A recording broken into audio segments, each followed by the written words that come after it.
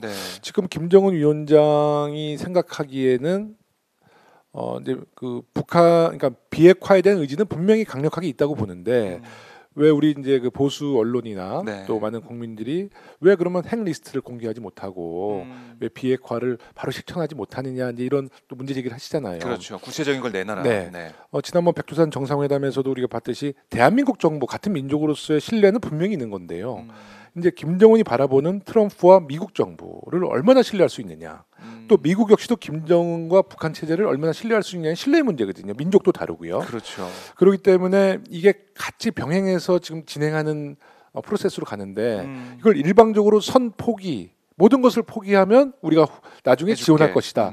이제 믿어달라. 이런 사례들이 뭐 어디죠? 시리아 리비아. 리비아도 리비아. 있었고 네. 뭐 우크라이나는 좀 다른 그런 모델이지만 사례가 있었지만 다 있으니까. 실패했잖아요.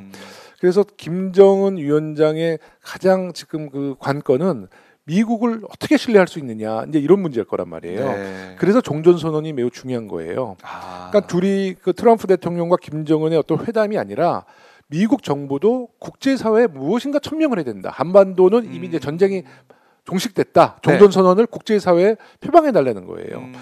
저는 이런 생각도 해요. 근데 미국이나 러시아나 이 중국이 사실 핵을 보유하고 있는데 네.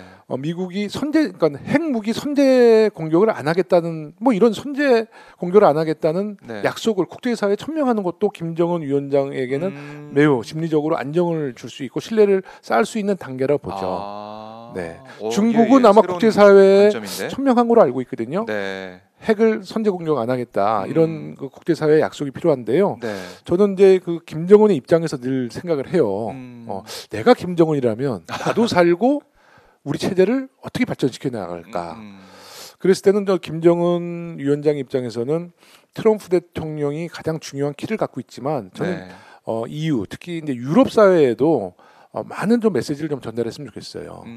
저는 제가 김정은 위원장이라면 이게 우리가 이제 팟캐스트는 아니래도 네. 그래도 좀 자유롭게 좀 그럼요. 얘기할 수 있죠. 예. 제가 김정은 위원장이라면 저는 바티칸에 계신 그 프란치스코 교황을 한번 초대하고 싶어요.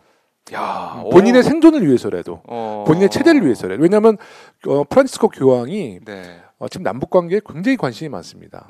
네, 만약에 김정은 위원장이 정식 초대를 하면 네. 저는 프란치스코 교황은 북한을 거다. 방문할 수 있다라고 보고 있거든요. 네. 그래서 특히 김정은 위원장이 스위스에서 공부했기 때문에 가톨릭 문화를 좀 알고요. 근데 네. 본인은 이제 종교인은 아니겠지만 그래서 뭐 고해성사는 아니래도 통치 과정 속에 자기의 문제점도 유감을 표명하고 뭐 이 정도의 좀 솔직하고 진솔한 모습을 교황님에게 말씀드리고 또 교황께서는 한반도의 평화의 메시지를 강력하게 유럽 사회나 전 세계 세계인들에게 네. 말씀을 했을 때 이런 모습들이 특히 유럽 사회에서는 정상 국가의 지도자로서 다시 한번 인식을 바꿀 수 있는 아주 그럼요. 네. 그래서 제가 지난번에 네.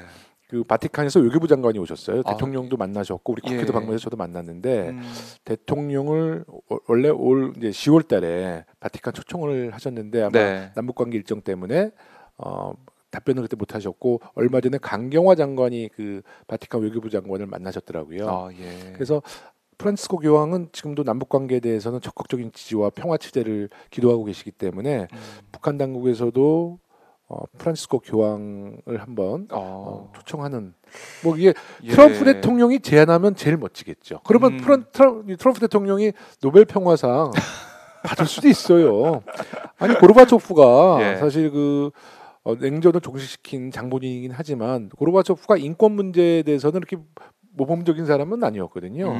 네, 임팩트예요. 네, 그래서 트럼프 대통령이, 그러니까 우리 대통령께서 트럼프 대통령한테 제안하고 트럼프 대통령이 프란치스코 교황에게 한번 요청하고 또 대통령은 김정은 위원장에게 한번 이런 평화의 프란치스코 교황을 북한에 초대해서 이런 퍼포먼스라고 뭐 종교인에게 퍼포먼스라는 건 적절치 않지만 김정은 위원장 입장은 퍼포먼스가 될 수 있죠. 네.